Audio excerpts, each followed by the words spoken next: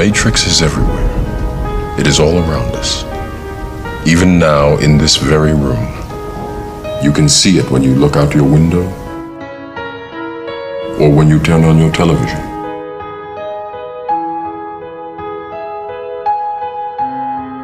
You can feel it when you go to work.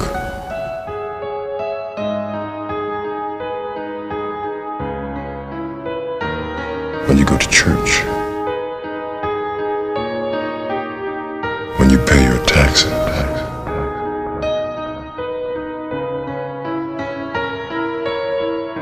It is the world that has been pulled over your eyes to blind you from the truth. You take the blue pill, the story ends. You wake up in your bed and believe whatever you want to believe. You take the red pill, you stay in Wonderland, and I show you how deep the rabbit hole goes. Remember, all I'm offering is the truth, nothing more.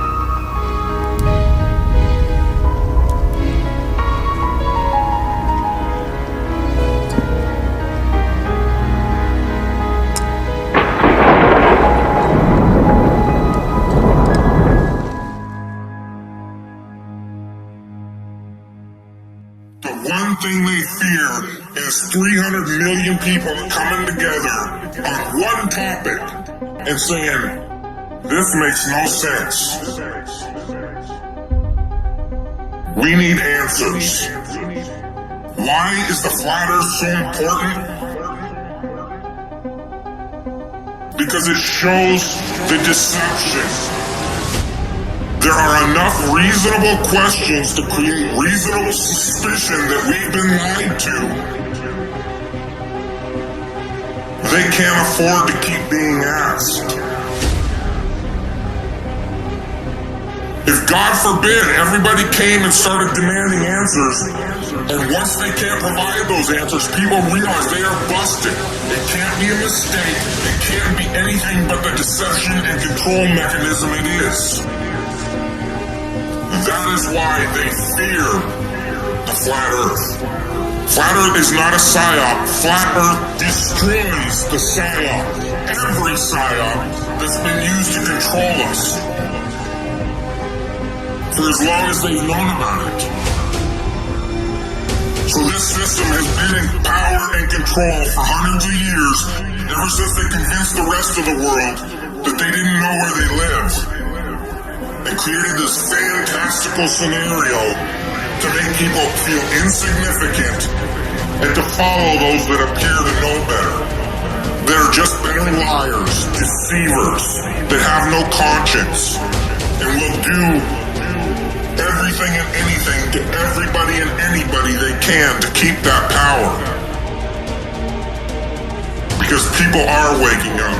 And no matter how much they try to suppress this flat earth movement, oh, it's going to keep moving one way or another. You can see it. People are waking up. Their earth is indisputably not round. Is it possible that these guys are using stage magic, tricks?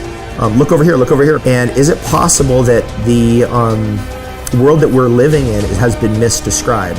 I definitely know that the world that we're living in has been misdescribed to us and oversimplified, including the solar system model. It's been vastly oversimplified. It doesn't actually accord itself to the very accurate readings we can get today with our technology, right? Like they never predicted that it was going to come to this.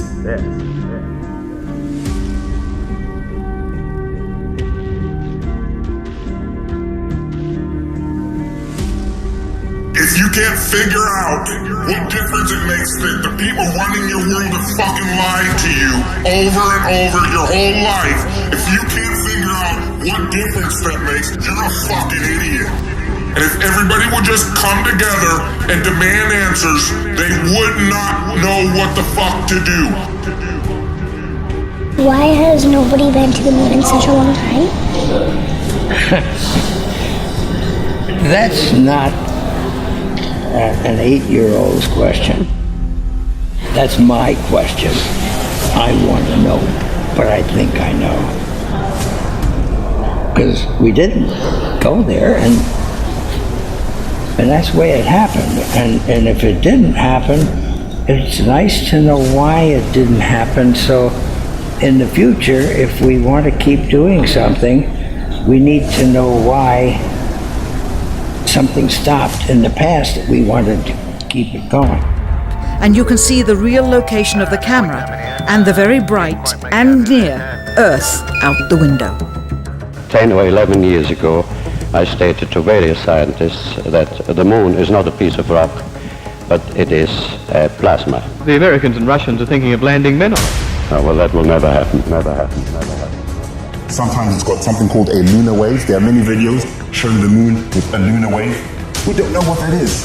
It's all a mystery. Do you believe it could possibly land on it? Absolutely not. You know, you've got a P900 camera now you can buy, and you can zoom in to the moon. It's supposed to be, by the way, 238,000 miles away in deep dark space. It's sometimes translucent. You can see through it. Whether you believe we went to the moon or not, everybody believes that there's a debate about it, right? Now, if you really have an open mind and you want to get to the bottom of it, let's have an open mind. Let's get to the bottom of it, and let's take it to trial. First thing we got to do is examine the evidence. And the defendant, the government, says we destroyed all the evidence. I'd go to the moon in a nanosecond. The problem is we don't have the technology to do that anymore. We used to, but we destroyed that technology, and it's a painful process to build it back again. You destroyed the evidence? Why would you destroy all that precious evidence of the greatest achievement of mankind? These guys are fucked. They destroyed the evidence? Okay, it's on now. It would be an open and shut case. It's a painful process to build it back again.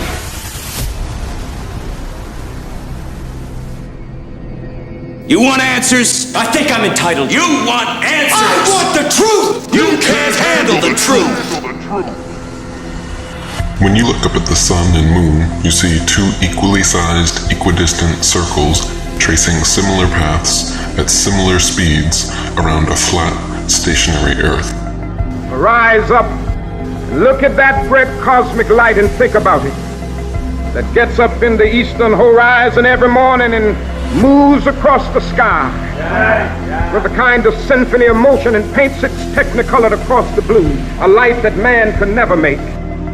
They become so involved in thinking about man's progress, they forget to think about the need for God's power.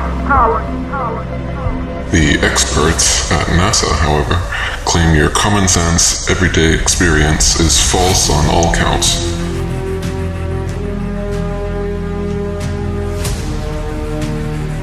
To begin with, they say the Earth is not flat, but a big ball. Not stationary, but spinning around 19 miles per second. They say the Sun does not revolve around the Earth as it appears, but Earth revolves around the Sun. And the Sun is actually 400 times larger than the Moon and 400 times farther away. That's right. You can clearly see they're the same size and distance.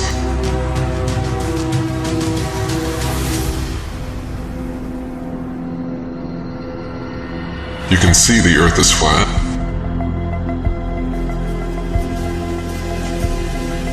You can feel the Earth is stationary. But according to the Gospel of Modern Astronomy, the Earth spins 1,038 miles per hour under your feet and revolves 67,108 miles per hour around the Sun. Copernicus calculated the Sun's distance from Earth to be 3,391,200 miles. The next century, Johannes Kepler decided it was actually 12,376,800 miles away. Isaac Newton once said, "It matters not whether we reckon it 28 or 54 million miles distant, for either would do just as well." How scientific. Science! Benjamin Martin calculated between 81 and 82 million miles. The moon is actually a semi-transparent luminary and not the solid spherical desert planet that NASA would have us believe. In fact, it is likely that both the sun and moon are not densely physical at all, and are simply luminous flat disks able to pass by or through one another during eclipses. The sun and moon luminaries revolve around the Earth once every 24 hours for the sun and approximately 25 hours for the moon, illuminating like spotlights the areas over which they pass. The sun's annual journey from tropic to tropic, solstice to solstice, is what determines the length and character of days, nights, and seasons. What can be more common than the observation that, standing at one end of a long row of lampposts, those nearest to us seem to be the highest, and those farthest away the lowest. As we move along towards the opposite end of the series, those which we approach seem to get higher, and those we are leaving behind appear to gradually become lower. It is an ordinary effect of perspective for an object to appear lower and lower as the observer goes farther and farther away from it. Let anyone try the experiment. The apparently uprising surface of the Earth upon or over which it stands will converge to the angle which constitutes the vanishing point or the horizon, beyond which it will be invisible. Heliocentrists would have you believe the very opposite of what every human who has ever walked the Earth has seen with their own eyes. It is obvious to any child and sovereign-minded adult that the sun, moon, stars, and planets, every light in the sky above, revolves around the motionless Earth beneath our feet. It is also plain to see that the sun and moon are both approximately the same size and situated relatively close to Earth, not 400 times divergent and millions upon millions of miles away. To abandon your senses and everyday experience in favor of such unfounded science fiction fantasies is a fallacy of appeal to authority so extreme that it leaves the brainwashed believer impotent to trust his own natural instincts and forever thereafter chained to the fantastical explanations of astronomical charlatans.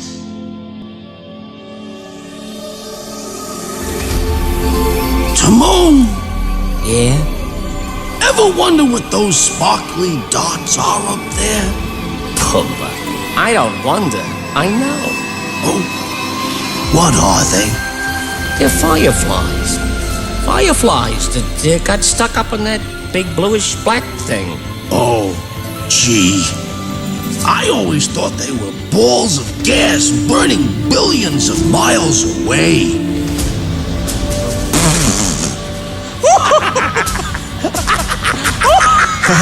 Who told you something like that? What mook made that up? Yeah, pretty dumb, huh? Oh, you're killing me.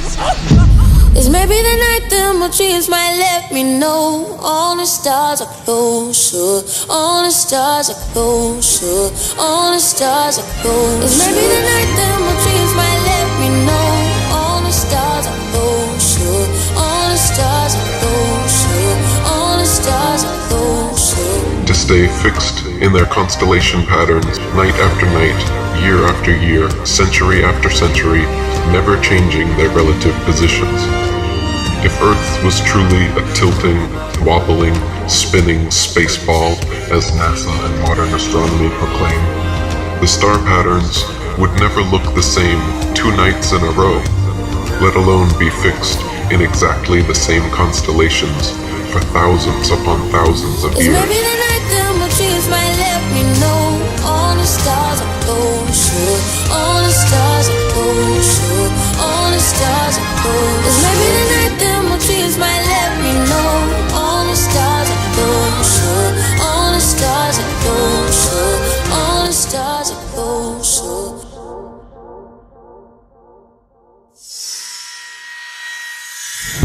I want to talk about flat Earth. And I notice things like when you search it in a search engine, all you get is misinformation. You don't even get real critical thought on it. I saw the blanket censorship, which tells me there's truth to it. It tells me that they're panicking. They're in panic mode, and they don't want us to have real tangible information. More importantly, they don't want you to think critically about it. See, we're in the information age, and this is what the tactic is. This is why Logan Paul just did a video on flat Earth. It's why Shane Dawson just did a series of videos. It's to discredit the real truth.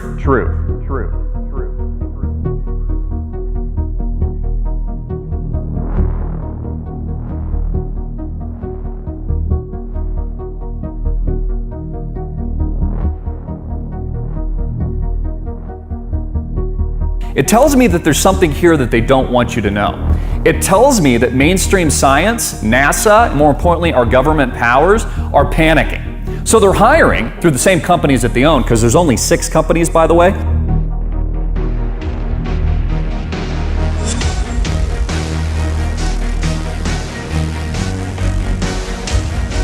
If it's a wild conspiracy theory, why do they need to discredit it? If it's a wild conspiracy theory and it isn't the truth, and no one's going to believe it because they're smart enough to think on their own, why do they need to discredit it? Why do they need, and these same people, keep in mind, Logan Paul, Disney is the parent company. I'm pretty sure he gets a check from Walt Disney. Why would they then put out these misinformation campaigns? I mean, ask yourself these logical questions. I think we know the answer, and I think we know the reason. Is it possible that we're living in that Truman Show today? We're living on the flat earth with the dome, the firmament. As we start to look around us, we start to wake up, our eyes open, maybe that third eye opens, we start to understand, wow, this isn't what I thought it was. Maybe instead of being a worthless blob of goo that came from nothing and then developing into apes that were oohing and ahhing and then eating bananas like a bunch of idiots, maybe instead of that, we actually are the center of the universe. Maybe we are special. In fact, maybe there is unbelievable evidence of creation, but the government has decided to hide that from you. Why? Why is there so much misinformation? Why is there a giant disinformation campaign going on right now when it comes to things like flat Earth? Are my eyes lying to me?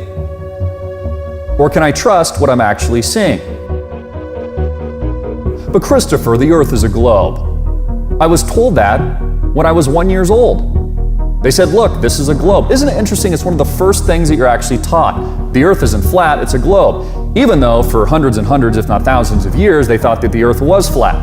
Oh, but Christopher, we have all these images of outer space that show that the Earth is a sphere. Really? Where do the images come from? NASA.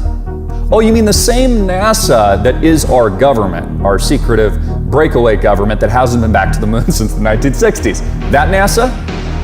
Have you ever seen it with your own eyes?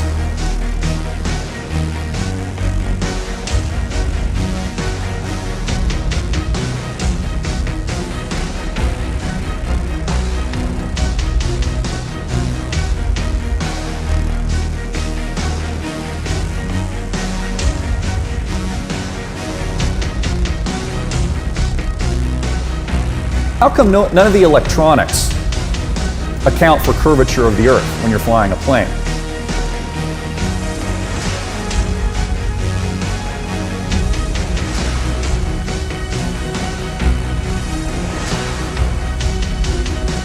None of the engineering of bridges and train tracks, buildings, all kinds of infrastructure that goes for miles and hundreds and maybe thousands of miles, none of it accounts for, in its actual engineering blueprints, for the curvature of the Earth. I mean, if I was building a giant bridge of hundreds of miles, wouldn't I have to account for the curve? Or is it possible there's not a curve and that we've been lied to for a reason?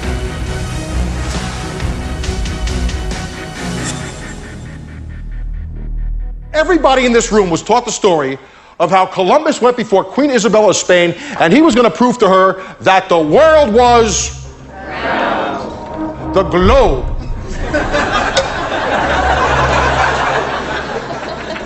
So this world is round story is 100% bullshit.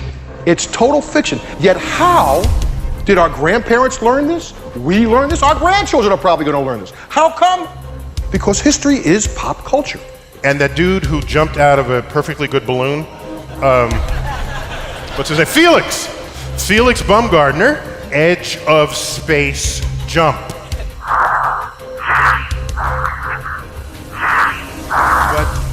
But the honesty of it would greatly diminish what I think people thought he was actually doing. And not only that, they made sure to photograph him standing there with a really wide-angle lens, which curves horizontal lines. You see this curvature of Earth's surface, and he said, wow, he's in space, look at that. No, he's not. It's almost overwhelming. When you're standing there in a pressure suit, the only thing that you hear is yourself breathing. You can see the curvature of the Earth. You can see the sky is totally black. At that height, You don't see the curvature of the Earth. You just don't. That stuff is flat. You can see the curvature of the Earth. You don't see the curvature of the Earth. You can see the curvature of the Earth. You just don't. That stuff is flat. Flat.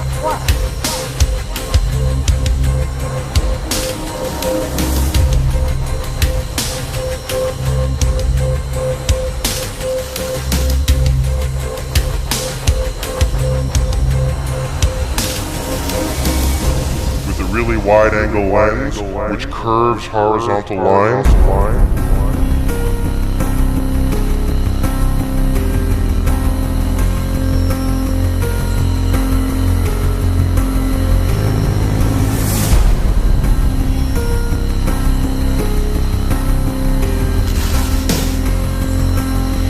With a really wide-angle lens, which curves horizontal lines.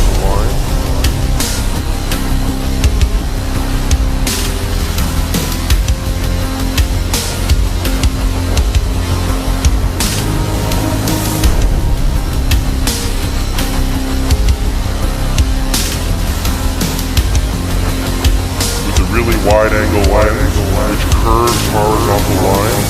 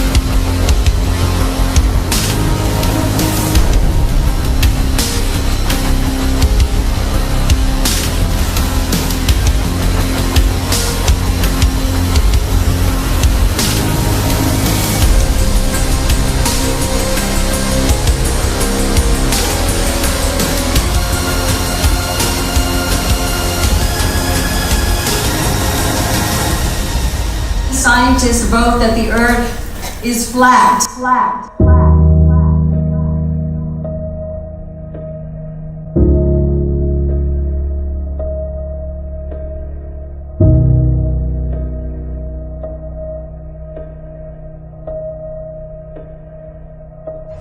So trust your eyes and trust your experience.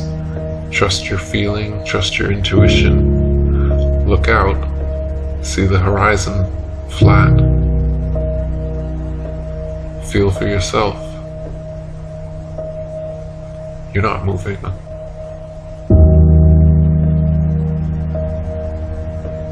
Just sit still.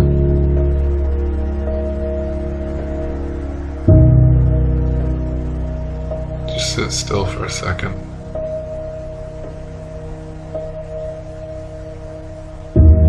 You're not moving.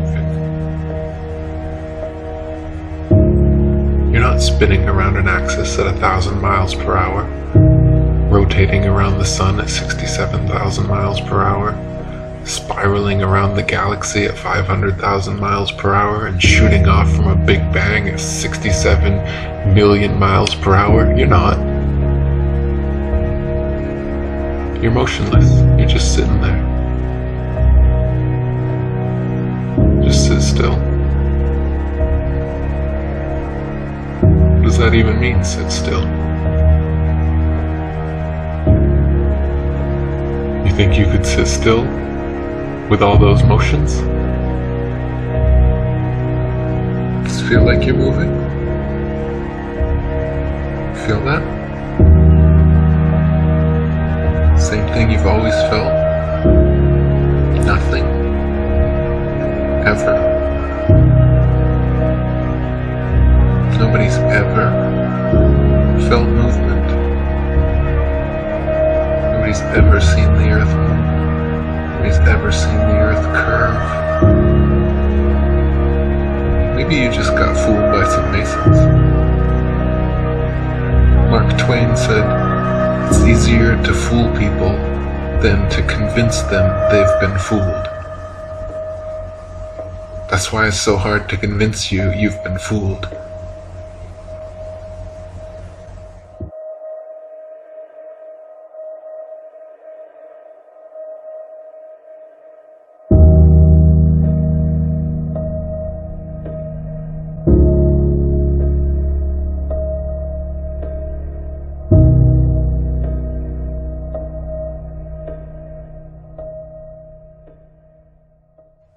I know you're out there. I can feel you now. I know that you're afraid. You're afraid of us. You're afraid of change. I don't know the future. I didn't come here to tell you how this is going to end. I came here to tell you how it's going to begin.